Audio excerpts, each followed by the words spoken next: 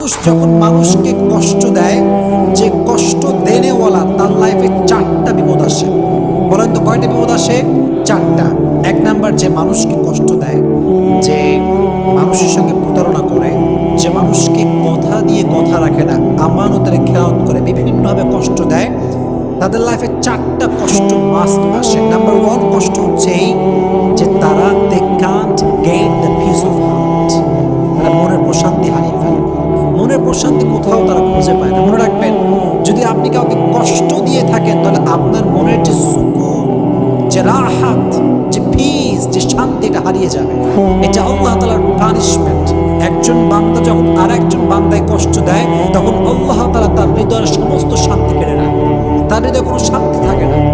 এখন আপনি বলবেন যে হুজুর, কত মানুষ আমার কষ্ট দিল, ওদেরকে দেখি টার্সে ঘুরে বেড়ায়, কোনো শান্তি নাই, টাকা পয়সা, গাড়ি বাড়ি, বউ, কোনো কিছু অভাব নাই, টার্সে ঘুরতেছে। তাহলে আপনার কথার ব্যাখ্যাটা কি দাঁড়াবে?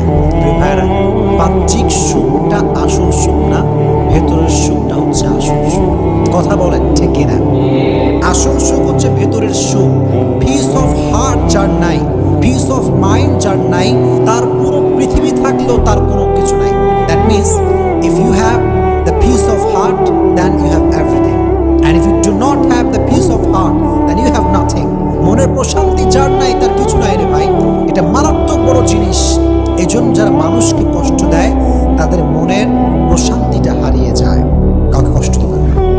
আমি সবাইকে হাত জোর অনুরোধ করছি, আমাকে শুনছেন, পর্দার আড়ালে যে মায়েরা বোনেরা শুনছেন, সবার কাছে দুটো হাত জোর করে বলছি, কখনো কাউকে কষ্ট দেবেন না।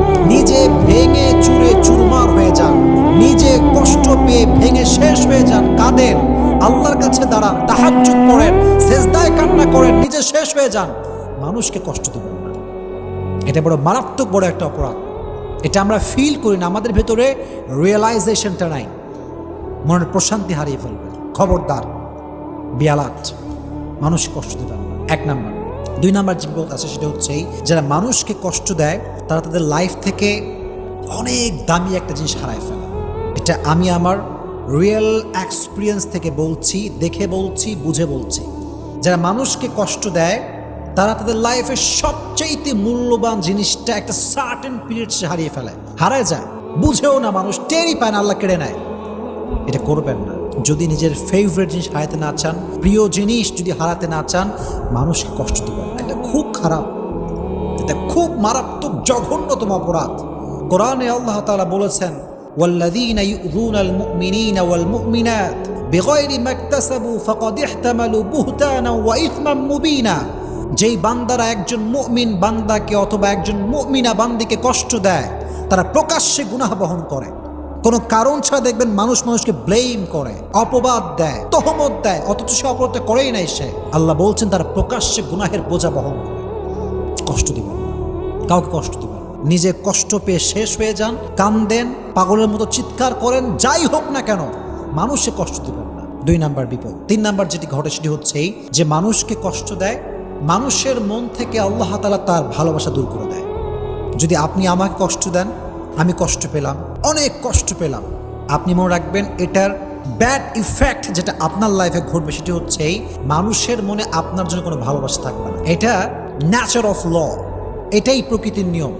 আপনি দেখবেন যারা সমাজে মানুষে গালি দেয়, রুড বিহেভ করে, এদের থেকে মানুষ অলওয়েজ ডিস্টেন্স মেনটেন করে চলে। ওদের কাছেও মানুষ যায় না। কারণ কি জানেন? আল্লাহর ধরা সবচেয়ে বড় ধরা। আল্লাহর ধরার মতো বড় ধরা পৃথিবীতে আর কোথাও নাই।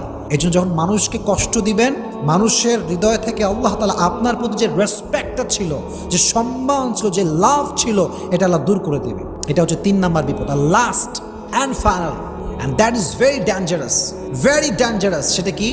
এদিকে তাকান, আমার চোখে চোখ রাখেন, কথাগুলো বোঝার ট্রাই করেন। যখন আপনি মানুষকে কষ্ট দিবেন, কবরে আপনার তওবা করেছেন, আল্লাহর কাছে কান্নাকাটি করেছেন, তাহাজ্জুদ পড়েছেন, আজীবন আল্লাহর কাছে তওবা করতে করতে আপনার সব গুনাহ মাফ হয়ে গেছে। মাশাআল্লাহ, দ্যাটস ভেরি অ্যামেজিং। সব মাফ হয়ে গেছে, খুব ভালো। কিন্তু যদি আপনি মানুষকে অজান্তে কষ্ট দিয়ে থাকেন, এই গুনাহটা ক্ষমা হবে না।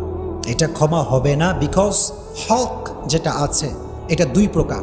একটা হচ্ছে হকুল্লাহ, একটা আল্লাহর হক, আর একটা হচ্ছে হকুল ইবাদ, বান্দার হক।